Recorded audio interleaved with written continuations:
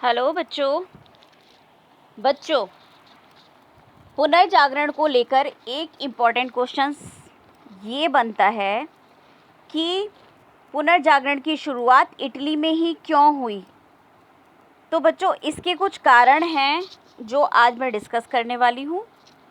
पहला कारण तो ये है कि इटली के जो राज्य थे वो छोटे छोटे टुकड़ों में बटे हुए थे, और जब बाइजेंटाइन साम्राज्य और इस्लामी देशों के बीच व्यापार शुरू होता है, व्यापार में बढ़ोतरी होती है, तो ये इटली वाले रास्ते से ही गुजरना होता है। तो इटली के जो तट पर स्थित बंदरगाह थे वो पुनर्जीवित हो जाते हैं।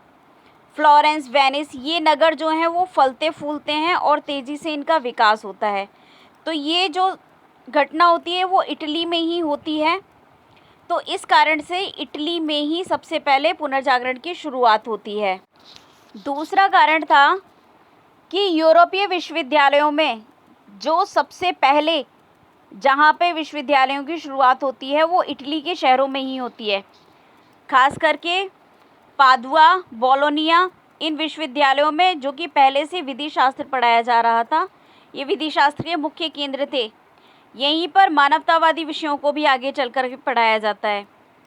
तो फ्लोरेंस, रोम और वेनिस, ये जो हैं ये बहुत ही महत्वपूर्ण केंद्र बनते हैं कला और विद्या के। तो ये भी इटली के अंदर ही होता है, इसीलिए इटली में सबसे पहले शुरुआत होती है किसकी? पुनर्जागरण की।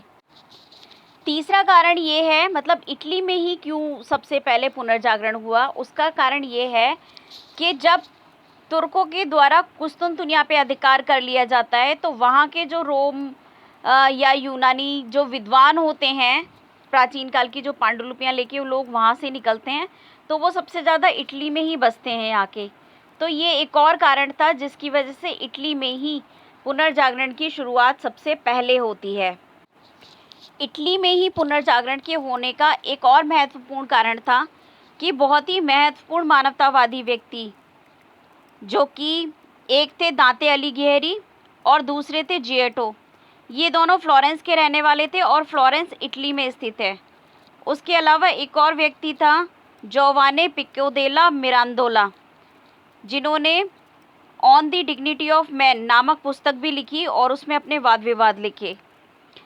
तो ये जो महान व्यक्ति थे जो लोगों के विचारों में परिवर्तन लाते हैं, ये इटली के ही रहने वाले थे। इस कारण से भी पुनर्जागरण की शुरुआत इटली में होती है।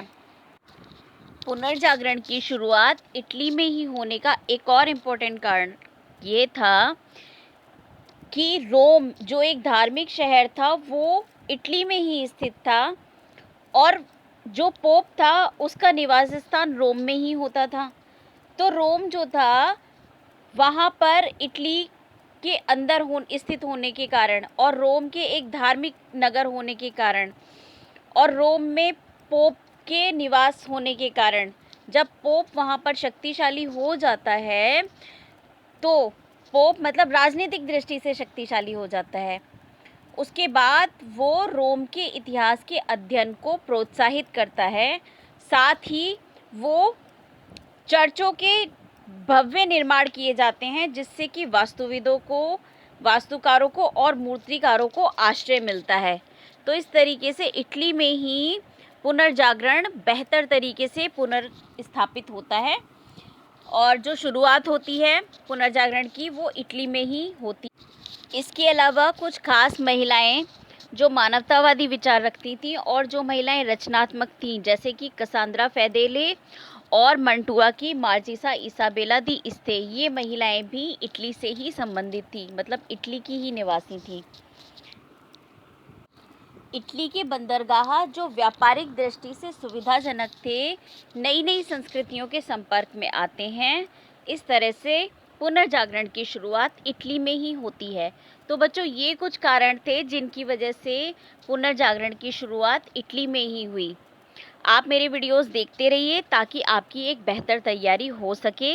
मोस्ट इम्पॉर्टेंट के वीडियो ही मैं बनाती हूँ, फालतू वीडियो नहीं बनाती, ताकि आपको मेरी वीडियोस से मदद मिल सके। अगर आपको हेल्प मिल रही है तो लाइक करें, शेयर करें और सब्सक्राइब करें। Bye bye.